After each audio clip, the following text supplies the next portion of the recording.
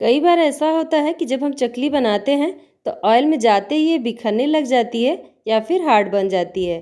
तो जो ट्रिक मैं आपके साथ शेयर करने वाली हूँ, आप इस ट्रिक से बनाएंगे तो आपकी चकली कभी भी बिखरेगी नहीं और ना ही हार्ड बनेगी।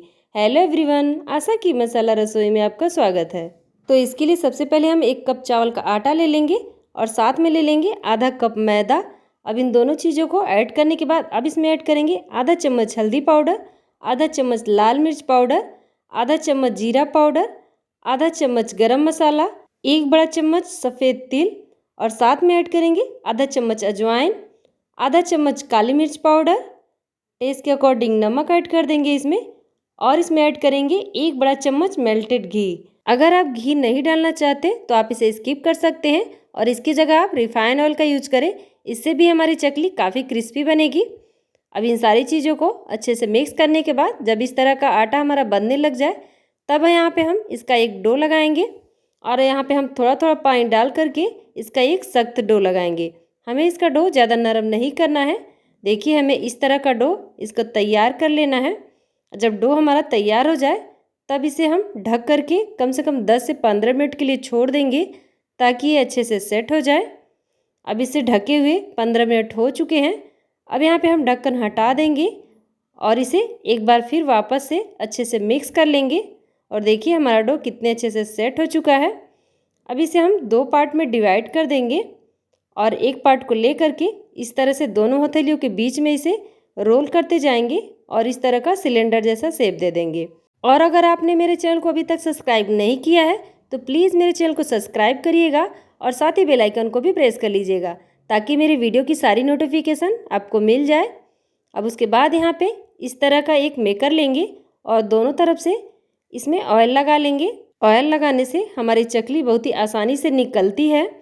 अब जब हमने ऑयल लगा लिया है तो इसमें एक पार्ट उठाएंगे और उसके अंदर इस तरह से प्रेस कर देंगे और प्रेस करने के बाद ऊपर वाला हिस्सा हम लेंगे इसमें और इस तरह से दबाते जाएंगे और देखिए ये कितनी आसानी से निकल रहे हैं। अब इसे बनाने के लिए हम सबसे पहले इस तरह का एक फॉयल पेपर लेंगे और उस पर इस तरह से घुमाते जाएंगे और इस तरह से हम राउंड राउंड घुमाते जाएंगे। ये बहुत ही आसानी से तैयार हो जाता है। अब इसके बाद यहाँ पे जो लास्ट पार्ट बच जाता है उसे इस तरह से उंगली से निकालने के बाद यहाँ पे इस तरह से सील कर देंगे। सील करने से क्या होगा कि जब इसे हम ऑयल में फ्राई करने के लिए डालेंगे तो ये खुलेंगे नहीं। अब देखिए यहाँ पे दूसरा पीस भी मैं आपको करके दिखा देती हूँ कि इसे कैसे बनाना है और देखिए कितने आसानी से हमने इतने सारे तैयार कर लिए हैं।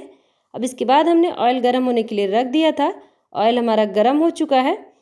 अब इसे इस तरह से हम पेपर को पलटेंगे और इस तरह से अपने हाथों में इसे निकाल लेंगे और देखिए कितने आसानी से निकल गए हैं।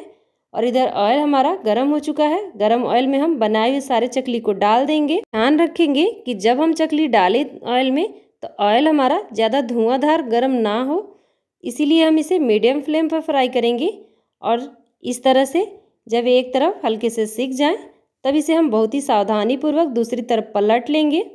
और आप देख सकते हैं कि ऑयल में डालने के बाद ये बिल्कुल भी ना तो टूट रहे हैं और ना ही बिखर रहे हैं। इसी तरीके से जब आप चकली बनाएंगे तो आपकी चकली काफ़ी क्रिस्पी और अच्छी बनने वाली है।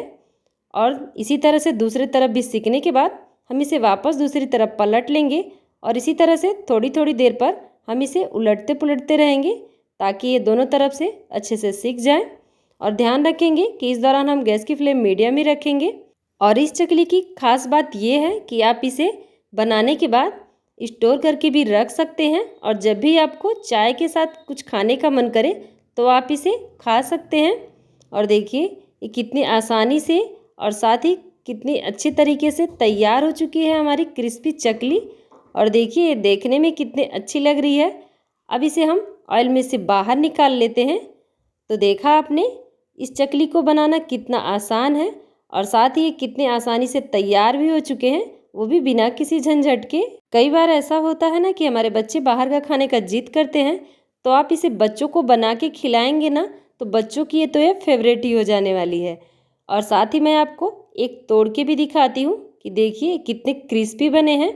तो आप इस चकली की रेसिपी को ज़रूर ट्राई करिएगा और मुझे कमेंट करके ज़रूर बताइएगा कि आपको ये रेसिपी कैसी लगी। तो अब बनाइए और इन्जॉय करिए।